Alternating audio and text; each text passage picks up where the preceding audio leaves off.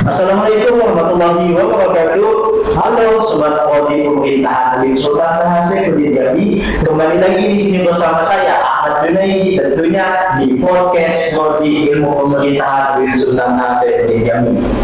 Nah, pada hari ini kita kedatangan narasumber yang sangat luar biasa, yang mana mereka telah mengikuti ajang lomba tingkat internasional, yang mana tingkat internasional ini diwakili oleh beberapa negara tentunya. Siapa mereka? Penasaran kan? Sebelum itu subscribe dan nyalakan notifikasinya supaya dapat info terupdate dari podcast kami.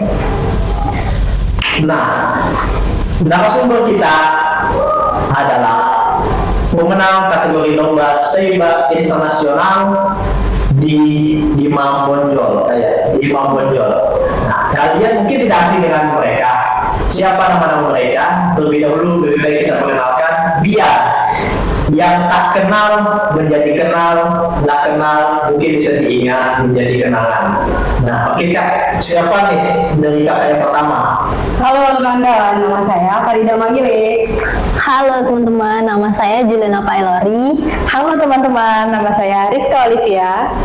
Nah, mereka ini telah mewakili Universitas Islam Negeri Sultan Nasruddin Jambi di ajang lomba Seiba internasional di tahun 2024. Nah, kalian pasti penasaran Seiba internasional itu seperti apa dan tahun berapa diadakan, tanggal berapa, di mana kegiatannya. Baik, kita langsung tanyakan ke peserta lomba ya. Dan seperti apa Kak? Seiba ini sebenarnya lombanya gimana di sana dan gimana diadakan tahun ini?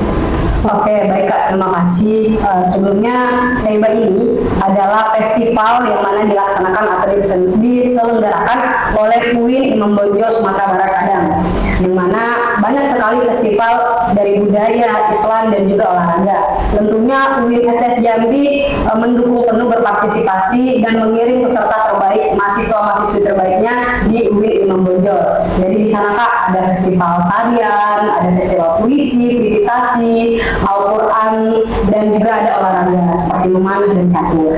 Dan itu dilaksanakan sudah kali keduanya di tahun 2024 ini. Yang tahun ini diadakan dari tanggal 24 sampai 29 September tahun 2024. Jadi seperti itu teman-teman. Nah, dari lomba tersebut, di antara kakak yang bertiga ini mewakili cabang lomba apa aja kalau boleh tahu? Kalau saya sendiri Kak mewakili UIN itu cabang lomba kritisasi Al-Quran. Kalau kami dari cabang lomba monolog.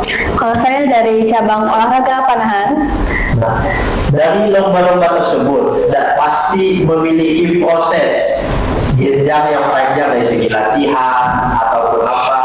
Jadi supaya gimana sih bisa mengikuti lomba internasional tersebut gitu. Nah, karena mungkin teman-teman mengetahui ya, kalau ini kita dilihat dari sekarang enak yang ngikutin itu pasti ada susahnya dulu dong gitu kan. Gimana sih prosesnya terlebih dahulu, mungkin bisa diceritakan satu persatu dari Kak Farida Magile ya.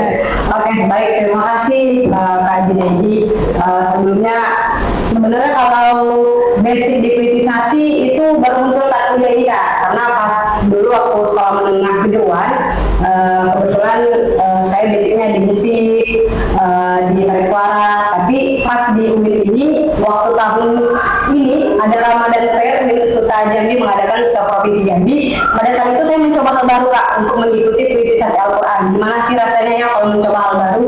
Jadi pada saat itu alhamdulillah saya masuk 3 besar untuk mewakili prodi IP juga, dan dalam beberapa waktu setelah pulang dari Kuperta ada salah satu dosen menawarkan saya bagaimana apakah kamu ingin ikut ajang lomba ini, karena kebetulan kegiatannya itu juga mendadak Kak, tidak ada seleksi, jadi ditawarin dan dikasih dulu dicoba sama salah satu dosen kami ataupun yang menawarkan itu. Ternyata katanya kamu punya basic nih, kalau mau coba ayo, tapi benar-benar serius ya.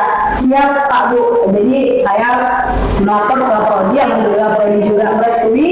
Jadi saat itu saya belajar, kebetulan belajarnya sama ada salah satu pelatih saya yang sangat luar biasa, itu namanya Oedi. Dia juga pengurus di Taman Budaya Jambi. Jadi setiap kali latihan sama Oedi itu diajarin bagaimana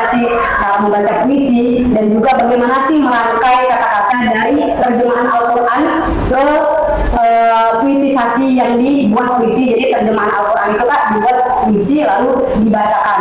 Dan festival Saiba ini sangat menegakkan sekali Kak, karena pesertanya bukan hanya tingkat nasional saja, tapi juga bersaing dengan kawan-kawan dari luar negeri, yaitu pertama itu ada Indonesia sendiri, lalu ada peserta dari negara Thailand, negara Malaysia, negara Filipina, dan negara Kamboja. Jadi di sana itu festivalnya sangat luar biasa sekali, karena bukan saja bersaing dengan kawan-kawan tingkat nasional, juga bersaing dengan kawan-kawan dari tingkat internasional. Jadi seperti itu untuk pengalaman Kak Mang ini. Nah terus kalau untuk Kak Juliana mengikuti lomba cabang Monolog. Iya. seperti apa sih kok bisa mengikuti lomba itu? Kenapa tertarik di lomba itu? Awal mulanya sih Kak dari awal SMA ya, SMA ada salah satu ini ada organisasi juga. Organisasi itu kayak menawarkan untuk ikut teater dan monolog gitu nah Kak. Nah dari awal SMA 2019 ikut lomba se-Sumatera dan Jawa. Nah terus pas awal kuliah dari 2019 itu off dulu sampai lah 2024 ini baru lagi ngikutin gitu nah Kak. Nah terus kami juga jebolan dari Peksimida kemarin alhamdulillah dapat juara 2. Terus karena Peksimida acara Peksimida dengan Peksiminasi itu kayak ini gitu nah dekatan gitu, jadi kami ditarik gitu nah di acara Saiba, katanya ya udah karena kamu punya potensi ada ini juga, ya udah kamu bisa dong ikut monolog di Saiba gitu nah Kak. Oh gitu. Kalau ini kakak siapa tadi lupa saya? Kakak Rizka. Kak Rizka. Iya. Cabang lomba Panahan, ya betul. Kok bisa mengikuti lomba itu? Apa belajar dari pengalaman ditembak laki-laki jadi pengalaman kita ditembak juga? Ya awalnya saya tuh mengikuti panahan sejak SMP kelas 1. Dari itu ada kenalan dari orang tua nih. Pelatih nembak juga, suka pemburu. Jadi dia pelatih saya tuh ke rumah saya, nanya-nanya saya kegiatan apa sih di sekolah selama ini gitu kan. Gak ada, saya dulu kayak gimana ya, nggak punya bakat, terus nggak punya minat sama sekali. Akhirnya saya dikenalkan oleh bapak ini panahan dari kelas 1 SMP nih. Terus panahan ini bukanya di Tanjung Jabung Timur, perdana. Jadi saya mahasiswa pertama kali yang mengikuti panahan. Akhirnya bapak ini bersosialisasi ke SMA, SMP, SMK. Jadi banyak yang tertarik. Jadi saya, wah asik nih, banyak kawan gitu kan. Jadi akhirnya ikut, berjalannya waktu, SMP, SMA. Akhirnya sampai saat ini. Dulu saya mengikuti ajang perlombaan itu tingkat nasional, tepatnya di Lampung. Itu saya mendapatkan juara ke-16 dari 50. Jadi dapat 20 besar. Jadi ke-16. Nah, terus selanjutnya banyak event-event di Jambi, tingkat kota, tingkat kabupaten. Alhamdulillahnya saya dapat juara 1, 2 gitu lah. Habis itu saya mengikuti Saiba di Padang ini. Saya punya ada kenalan seorang dosen. Nah, bapak ini mengenalkan saya, kamu punya bakat panahan kan kayak gini. Nah kebetulan di Saiba ini ada olahraga panahan, yuk ikut. Nah terus saya bertanya kapan perlombaannya itu dimulai, katanya minggu depan. Saya kaget lah kan, mendadak. Saya sempat vakum setahun. Iya, sebelum masuk kuliah ini vakum setahun. Tapi demi masa depan dan saya juga pengen lah gitu kan pergi ke sana, ke Padang. Saya belum pernah ke Padang soalnya. Jadi dari Saiba ini jalan-jalan. Ya, jadi emang ini Kak, emang mepet gitu waktunya dari segi latihan, dari segi ininya juga gitu. Iya, tapi ya kalian juga orang yang berbakat jadi percayalah berwakili kampus dan nyatanya kan mendapatkan medali emas. Iya, Dikatakan juara 1 ya, juara 1 dari cabang-cabang lomba tersebut. Nah, pasti gimana ya? Pasti susah dong hadapi peserta-peserta di sana. Wah, Kita bisa bercerita lah, gimana sih perasaannya waktu tampil atau pas berangkat sudah dakdikduk atau gimana gitu kan? Kalau saya sendiri salut kepada pelatih saya sendiri, Iya. Pak Chandra. Dia rela melatih saya dari Jagung Timur ke sini jauh kan. Ini Iya. paling ujung ya. Mandala ini paling ujung. Jadi Bapak tuh menyempatkan waktu dengan saya. Saya cuma latihan 6 hari untuk ke Padang. Latihannya di jam 3. Iya, di tepatnya di Winston. Oh, jadi Pak Chandra pelatih Iya, kaki pulang balik. pulang balik ke sini. Nah, ya, demi saya. Oke. Tapi saya membuktikan itu semua. Saya memberi hadiah. Jadi sepertinya perjuangan yang Iya, luar biasa betul. dari pelatihnya. Seandainya nih pelatih kakak nonton untuk tayangan ini, apa yang kakak sampaikan? Untuk pelatih saya, Pak Chandra, saya berterima kasih kepada Bapak yang telah memberikan ilmu, nasihat saya untuk maju untuk kedepannya, gitu kan? Ya, terima kasih Pak. Sulit diungkapkan. Sulit sekali.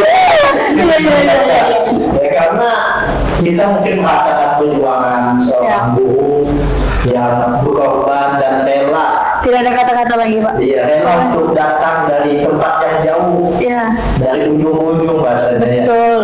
Nah, Betul sekali. kalau untuk Kak Juliana nih, monolog sangat sulit sebenarnya, perlu dandanan yang kayak gimana? Saya lihat di posternya itu kan, sangat ya, janda lain kan kalau di expose pasti malu. Di expose itu pasti malu. Wah, ini kalau saya di expose gitu segala macam, aku yakin mereka mau kayak cantik gitu kan. Kastor Pak.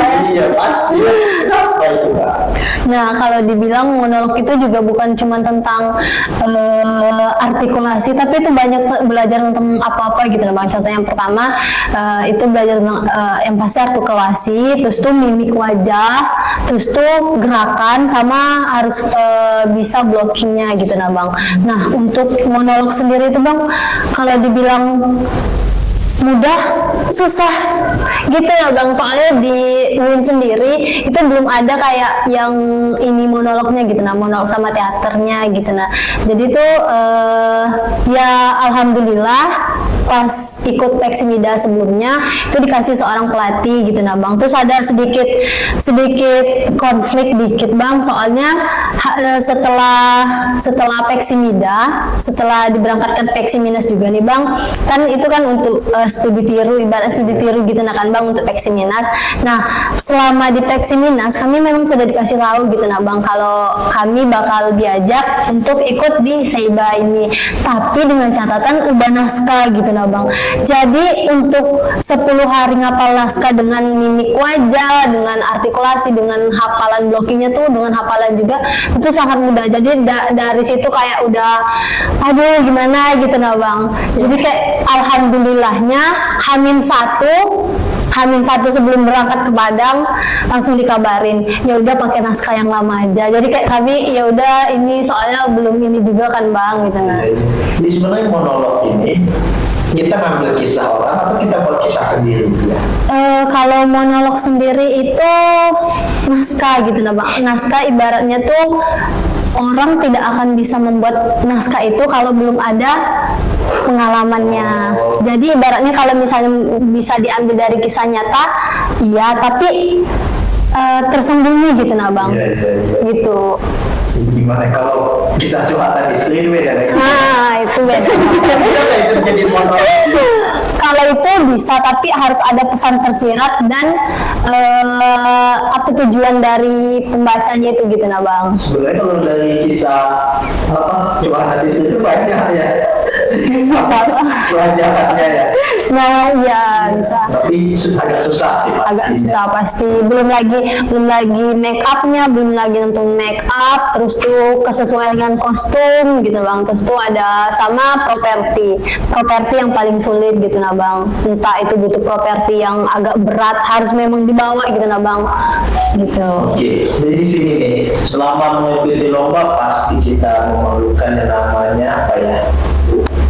Pembiayaan segala macam lah, kayak make up, seperti, nah itu seperti apa? Boleh siapa yang mau mewakili menjawab? Kami izin bang, alhamdulillah dari UIN Sultan Nasafuddin Jambi itu sepenuhnya membiayai, alhamdulillah mensupport karena selagi mahasiswanya ada bakat, ada kemampuan, kompetensi gitu nah, kenapa kalau bisa disupport kenapa tidak gitu nah. Betul. So apalagi support langsung dari Pak WR3. Oh iya. Pak WR3 UNSTS Jambi terbaik. Iya Bapak. Kalau panah gitu juga ya. Alat panahnya maksudnya tuh gimana? Dari kami bawa beli di padang gitu bukan? Bawa sendiri saya masih minjem dengan pelatih inventaris. Oh, berarti alat sekarang masih minjam lagi. Iya. Iya. Soalnya bukan pegangan saya. Oh iya, habis ini Umi beli. Oke ya, Boleh. Iya. Boleh. Untuk apa? Menilai ini lombanya puisi Al-Quran. Membuat Al-Quran, enggak kan? Puitisasi Al-Quran.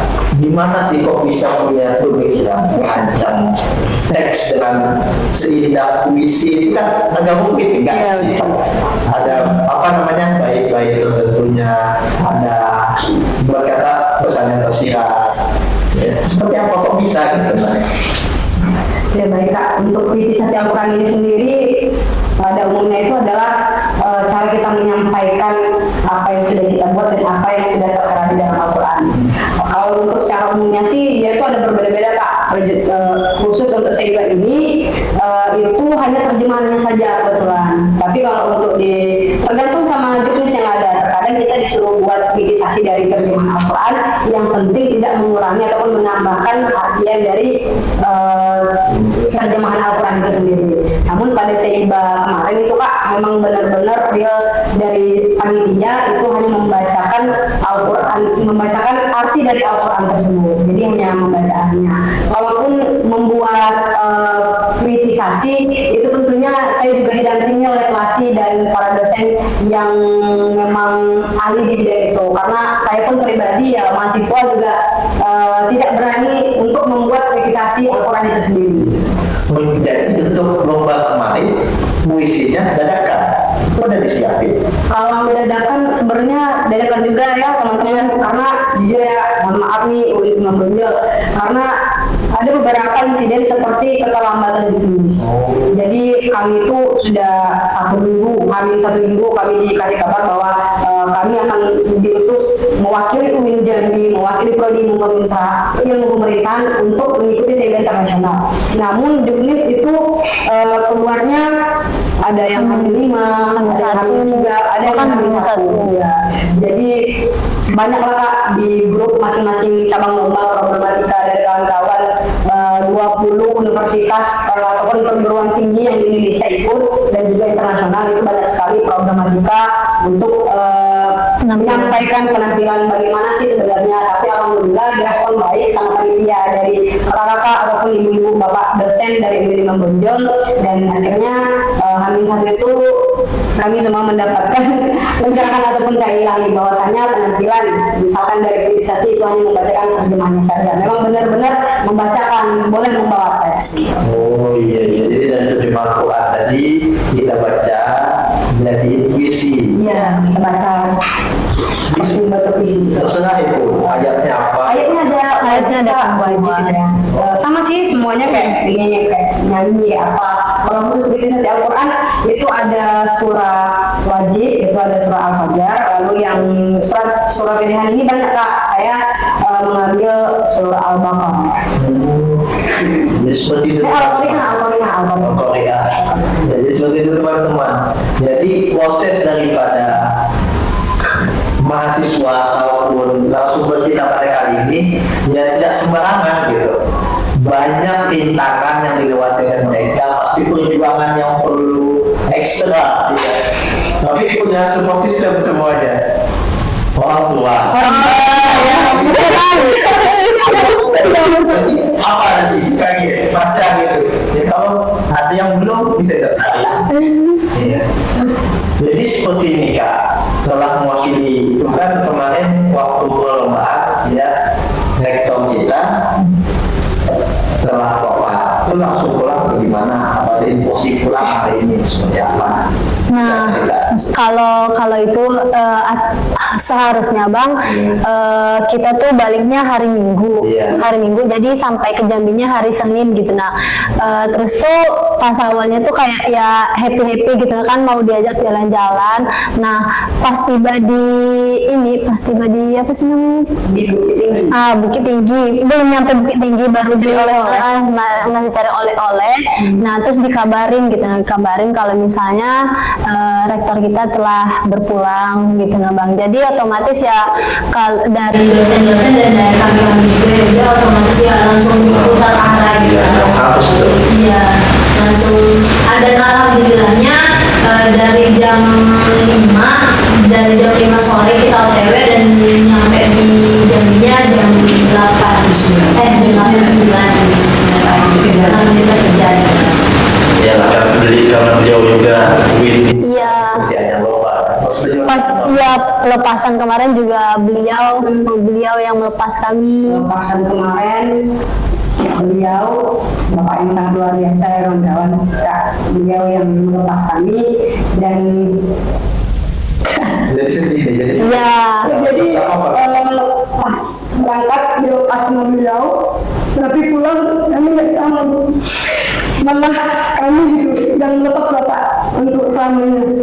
Kayak pengen ngomong aja gitu kayak, Pak kami peserta Sehibawin Jambi pulang bawa emas untuk bapak loh. Tapi malah kami gitu kita semua mahasiswa UIN sangat berduka sekali tentunya. Karena beliau adalah rektor yang luar biasa yang selalu mensupport apapun itu kegiatan positif mahasiswa UIN Jambi dan tentunya kami sangat berterima kasih Pak karena sudah memberikan kesempatan untuk mahasiswa-mahasiswi UIN Jambi untuk selalu berkarya. Yang sedihnya itu aja Kak, pas berangkat kami dilepas oleh beliau, pas pulang malah kami dilepas beliau. Ya nggak apa-apa, namanya umur kan. Ya kita bantu doa sama-sama semoga beliau diletakkan atau ditempatkan di posisi yang terbaik. Amin. Ini mungkin juga banyak nih penonton yang penasaran seperti apa sih penampilan pietisasi di sana. Bisa kan? Bisa tampilin dikit aja gitu kan. Atau yang dilombakan kemarin seperti apa? Berikan sedikit aja biar para penonton kita tahu seperti ini lombanya gitu. Dikit aja, penonton aja gitu. Yang panahan satu. Yang panahan jangan dong. Iya betul. Kalau mana abang boleh katanya. Posisi kembali ya. Nanti ada bapak di bawah tahu di tag-nya. Itu apa? Banyak yang ya mungkin nggak menilai. Balik nggak menilai. Oke, monolog kali lah. Monolog jangan, butuh dandan lagi. Nanti, aduh payah jadi hantu nanti. Kita mulai yang kabur. Ya, entar nggak ya. Mulai nih buat kawan-kawan yang punya basic mungkin ya, yang bisa buat puisi, lapor aja ke Prodi, insyaallah Prodi selalu support. Untuk teman-teman juga yang memiliki prestasi, yang malu untuk mengeluarkan prestasinya, yang telah dilatih, yang telah diperjuangkan selama belajar di sekolah-sekolah ya, baik dari SD, SMP maupun SMA ataupun sejenisnya lah. Silahkan lapor ke Prodi, bayangkan ke Prodi, kunjungan ke Prodi, mana tahu ada ajang lomba yang kami memang memerlukan daripada peserta tersebut bisa kami ajak untuk bergabung mengikuti lomba tersebut. Ya, bisa kalau milih. Udah aja nggak apa-apa. Oke, mohon izin kawan-kawan. Puitisasi Al-Quran Surah Al-Qari'ah ayat 1 sampai dengan 11. Al-Quran dan terjemahan edisi penyempurnaan 2019 Kementerian Agama Republik Indonesia. Al-Qari'ah, hari kiamat yang menggetarkan. Apakah Al-Qari'ah itu? Tahukah kamu apakah Al-Qari'ah itu? Pada hari itu manusia seperti lawan yang berterbangan dan gunung-gunung seperti bulu yang berhamburan. Siapa yang berat timbangan kebaikannya, dia berada dalam kehidupan yang menyenangkan. Adapun orang